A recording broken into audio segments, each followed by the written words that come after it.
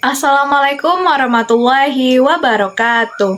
Halo semuanya, perkenalkan nama saya Putri Ayuningsih dengan NIM 2305110729 dengan nomor urut absen 7.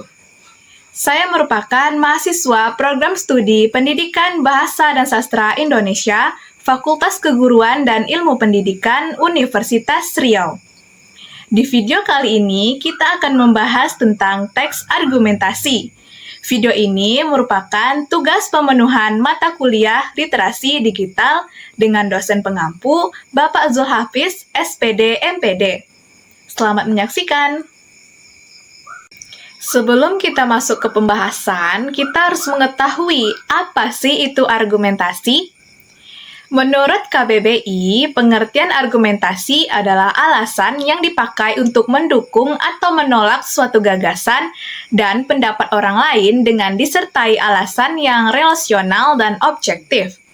Jadi, teks argumentasi adalah bacaan yang memuat pengembangan paragraf dengan isi bacaan yang bertujuan untuk meyakinkan atau membujuk pembaca agar memiliki pemikiran yang sama dengan penulis. Penulisan teks argumentasi dapat berupa ide, gagasan, pendapat dengan disertai analogi, contoh, penjelasan, argumentasi yang kuat sehingga membuat pembaca terpengaruh dengan isi yang ada di dalam bacaan. Ide pokok paragraf argumentasi berupa pendapat, ide atau gagasan penulis. Kemudian, ide pokok tersebut diperluas yang menyertakan ulasan pendapat yang dilengkapi dengan alasan yang logis. Sebagai penguat argumen, biasanya teks argumentasi juga dilengkapi dengan fakta-fakta aktual atau hasil penelitian. Dengan menyertakan alasan, fakta atau bukti tersebut diharapkan lebih dapat meyakinkan pembaca. Selanjutnya ada ciri-ciri teks argumentasi. Yang pertama, berisikan pandangan, pendapat, dan keyakinan sang penulis terhadap permasalahan. Yang kedua, memiliki data faktual yang digunakan untuk meyakinkan para pembaca. Yang ketiga, menguraikan sesuatu permasalahan dengan cara menganalisa dan memberi sebuah analogi. Yang keempat, diakhiri dengan kesimpulan, yakni berupa pendapat yang lebih luas.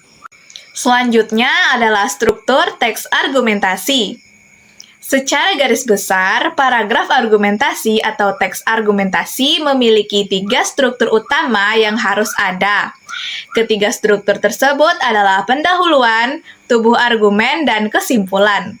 Memiliki 3 struktur utama tidak berarti dalam satu bacaan hanya terdapat 3 paragraf ya. Dalam suatu bacaan teks argumentasi sangat memungkinkan memiliki lebih dari 3 paragraf.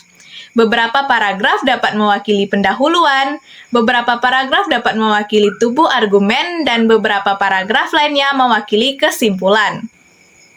Bagian pertama adalah pendahuluan dari teks argumentasi yang membuat argumen yang akan disampaikan atau yang menunjukkan dasar dari sebuah argumentasi yang akan disampaikan oleh penulis. Bagian ini perlu dibuat sangat menarik agar dapat memikat perhatian pembaca. Yang kedua ada bagian tubuh argumen. Isi yang disampaikan berfokus pada usaha untuk membuktikan pendapat atau gagasan yang telah ditulis pada bagian pendahuluan.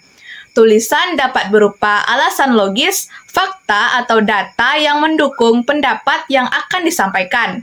Tulisan sebaiknya disampaikan harus dianalisis, disusun, dan dikemukakan dengan mengadakan observasi, eksperimen, penyusunan fakta, dan jalan pikiran yang logis, sehingga nanti dapat dicapai kesimpulan yang benar. Struktur yang ketiga adalah kesimpulan atau ringkasan. Tujuan dari bagian ini adalah untuk menunjukkan kepada para pembaca bahwa gagasan yang diberikan sesuai dengan kebenaran. Tulisan pada bagian kesimpulan disampaikan melalui proses penalaran yang dapat diterima sebagai sesuatu yang logika. Mencakup keseluruhan isi dari bacaan atau teks argumentasi yang diberikan dari seluruh bagian. Selanjutnya ada pola pengembangan teks argumentasi. Yang pertama ada pola pengembangan sebab akibat. paragraf yang mula-mula bertolak dari suatu peristiwa yang dianggap sebagai sebab diketahui lalu bergerak maju menuju pada sesuatu kesimpulan sebagai efek dari akibat. Ditandai dengan kata-kata sebab, karena, disebabkan, dikarenakan, dan lain-lainnya. Pola yang kedua adalah pola pengembangan akibat sebab. Paragraf yang mula-mula bertolak dari suatu peristiwa yang dianggap sebagai akibat yang diketahui, kemudian bergerak menuju sebab-sebab yang memungkinkan telah menimbulkan akibat tadi.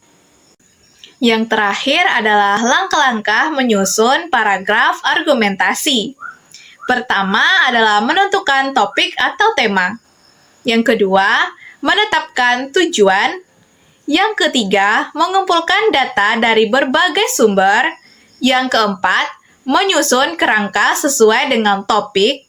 Yang kelima, mengembangkan kerangka menjadi argumentasi.